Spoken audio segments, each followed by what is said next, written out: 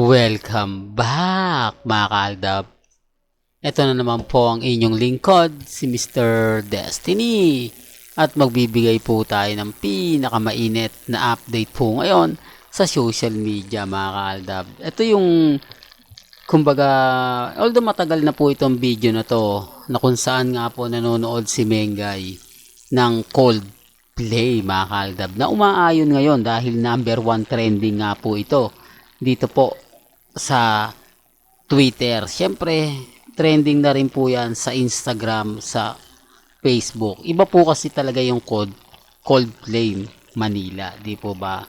Alam niya, sa totoo lang po, napakaganda po talaga, lalo na po sa Philippines Arena pa po ito nagaganap, di po ba? Sa mga nagtatanong kung sino nga po ba yan, yan po ang kapatid ni Mengay na talagang dati-rate puro pabor, puro magaganda ang feedback na binibigay po niyan kay Alden Richards. Pero gaya nga po ngayon, sinasabi ko lang po ito para lang klaro, para lang po sa dumadaan sa channel natin, na kung saan di po ba, relax lang po kayo, maging kampante lang. Sabi ko nga po sa inyo dito po sa channel ni Mr. Destiny, lahat po ng mga gusto nyong mapanood, mapakinggan, relax lang po kayo, maging kampante lang. Kasi ako naman po, patuloy naman po akong magbibigay ng update, magbibigay ng mga kaganapan, especially sa mga mami, sa mga tita, sa mga senior.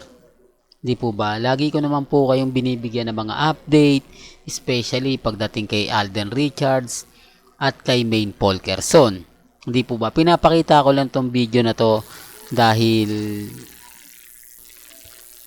umaayon lang po kasi tayo mga kaaldab, lalo na po trending ang Coldplay. Di po ba? Napakagandang panoorin, napakagandang pakinggan. Well, puntahan natin itong pinakamagandang update. Inilabas na nga po ang out of order na kung saan nga po talaga abogado po pala dito si Alden Richards, na kung saan nga po talagang makakasama niya si Heaven Paralejo.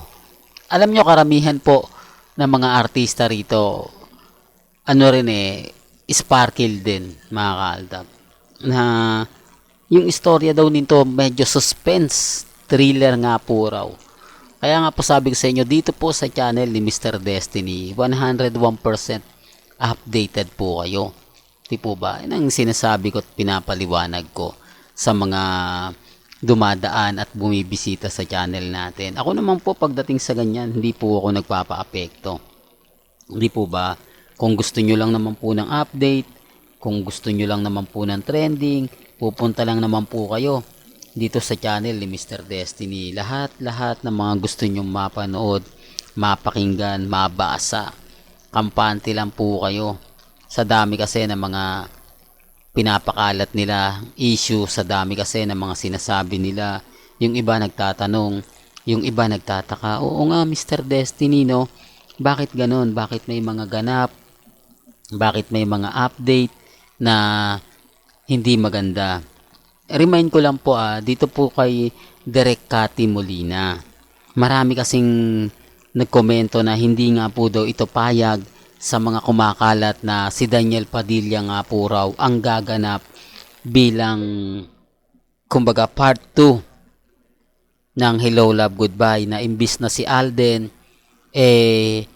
si Daniel Padilla. Ito yung sinasabi ko na malalim talaga yung issue. Halos araw-araw po may mga komento. Siyempre yung iba sinasakyan. Gaya nga po ni Direk, di po ba? Sinabi niya na hindi niya kukunin si Daniel. Never niya puro itong kukunin. Maliban lang kung hindi siya magiging direktor. Maliban lang kung iba gagawa. Hindi po ba? Na kumbaga hindi siya yung, kasi ang pinakagusto talaga niya sa totoo lang, Alden Richards po talaga. Real talk to. Hindi ko to pinopromote, hindi ko to sinasabi para magustuhan po ninyo. Hindi ko to sinasabi para makakuha. Ang punto ko rito mga kaaldab, na gusto kong sabihin, gusto kong ipaliwanag po sa inyo, ano to yung issue na nag-aantay lang, issue na ginagawa ito o gagawin po nila para malaman kung talagang desidido yung mga netizen, desidido yung mga viewers na gumawa ng pangalawang pelikula o part 2 ng Hello Love Goodbye. Di po ba? Yan naman po yung kagandahan nyo sa channel ni Mr. Destiny. Di po ba? May mga bagay-bagay po na dito nyo lang po talaga mapapakinggan sa channel natin. Kaya nga po ako masaya eh. Kaya nga po ako 101% updated pagdating sa bagay na ganyan. Kahit sabihin nila na lahat ng mga sinasabi ko hindi totoo, lahat ng mga sinasabi ko puro fake news lang, okay lang naman po yun. Alam ko naman po mga kaaldab na hindi ako magpapa-apekto. Alam ko naman po na never po tayong magpapatalo sa mga sinasabi ng iba. Basta sa akin, masaya na po ako sa mga nakikita, kung masaya na po ako sa mga nangyayari. Di po ba? Kaya nga po yung iba guilty sa akin. Asar na asar po sila sa akin na ganyan si Mr. Destiny, ganyan si puro yan delulo, puro yan kulto, wag niyong paniniwalaan. Affected lang sila kasi tayo nga po sumasabay tayo sa mga post nila. Sumasabay tayo sa mga kaganapan nila, di po ba? Kasi 2024 na nga pero yung mga ina-update ko talagang sapul na sapul pa rin. Kahit sabihin nila na yung mga video ko 2015 pa, 2016, 2017, kahit gano'n nagte-trending eh. Kahit gano'n pinagpepiestahan, pinag-uusapan. Doon pa lang panalo na po ako eh. Doon pa lang napapakita ako na talagang 101% tayong updated. Di po ba? Sila, may pinapakita nga po ba sila? May pruweba nga po ba sila? Wala, di po ba? Yan ang sinasabi ko. Hindi katulad ni Mr. Destiny na talaga naman pong umaayon po tayo sa panahon. Umaayon po tayo sa mga mangyayari at nagaganap. Kaya kampante lang po kayo, relax lang. Di po ba? Kaya nga po ako patuloy na magbibigay ng mga update. Patuloy na magbibigay sa inyo ng mga kaganapan. Di po ba? Real talk mga kaaldab.